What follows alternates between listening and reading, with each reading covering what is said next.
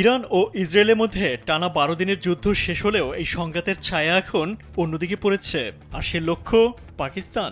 সাম্প্রতিক নানা তথ্য ও বিশ্লেষণে ইঙ্গিত মিলছে ইসরায়েল ও ভারত পাকিস্তানের বিরুদ্ধে একটি সম্ভাব্য নতুন যুদ্ধের পরিকল্পনা করছে। ২০২৫ সালের মে মাসে পাকিস্তানের কাছে একটি বড় কূটনৈতিক বা সামরিক পরাজয়ের পর ভারত নতুন করে ইসরায়েল সহ বহু পশ্চিমা দেশ থেকে গোপনে বিপুল অস্ত্র সংগ্রহ করছে। এসব পদক্ষেপ স্পষ্ট করে যে ভারত ও ইসরায়েল এখন একত্রে পাকিস্তানের বিরুদ্ধে ভবিষ্যতের জন্য প্রস্তুতি নিচ্ছে। এই নতুন হুমকি শুধু কথার কথা নয়, এটি এখন বাস্তবতায় রূপ নিচ্ছে বলে মনে করেন পাকিস্তানের জ্যেষ্ঠ সাংবাদিক ও কলামিস্ট হামিদ মীর। ভারতের লাহোর আক্রমণ এবং লাল পতাকা দেশের সাহায্য। মোহাম্মদ কাসিম বলেন, ২০ মার্চ ২০১৭ সালের তারিখে একটি স্বপ্ন। আমি আফগানিস্তানের সীমান্তের মতো দেখতে পাকিস্তানি সীমান্তে একটি এলাকা দেখতে পাই এবং শত্রুরা সেখান থেকে পাকিস্তানের সন্ত্রাসীদের পাঠায়। পাকিস্তানি সেনাবাহিনী এই সন্ত্রাসীদের সাথে খুব ভালোভাবে আচরণ করেছে এবং তাদেরকে নির্মূল করেছে।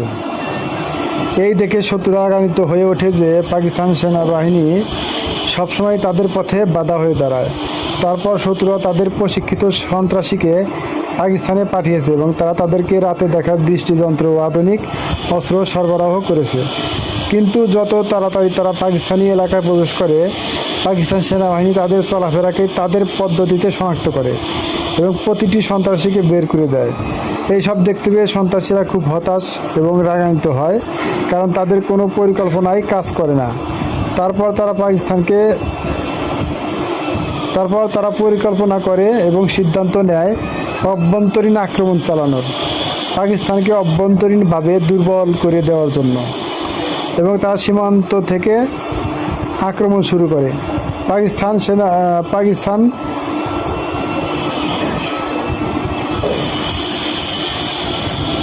সেনাবাহিনী খাদ্যের মধ্যে তারা কিছু ধরনের ভাইরাস বা রাসায়নিক মিশ্রিত করে এবং খাবার খাওয়ার পরে সেনাবাহিনী পক্ষাঘাতগ্রস্ত হয়ে যায় এবং তারা চারপাশে চলাফেরা করতে পারে না। তারপর শত্রুরা বলল যে এখন আমরা পাকিস্তানে আক্রমণ করব, এবং ভারত পূর্ব সীমান্ত থেকে পাকিস্তানকে আক্রমণ করে এবং আফগানিস্তান পশ্চিম সীমান্ত থেকে আক্রমণ করে। তারপর ভারত লাহোরে একটি বিশাল খারাপ আক্রমণ শুরু করে এবং পাকিস্তান সেনাবাহিনী এই হামলাটি পরিচালনা করতে সক্ষম হয় না। তারপর পাকিস্তানের মানুষ অস্ত্র ও গোলাবারুদ নেয় এবং ভারতের সাথে লড়াই করে। ভারতীয় সেনাবাহিনীর সাথে লড়াইয়ের জন্য আমিও সীমান্তের দিকে নজর দিচ্ছিলাম। আমি একটি বড় মেশিন বন্দুক খুঁজে পাই এবং আমি শত্রুর দিকে গুলি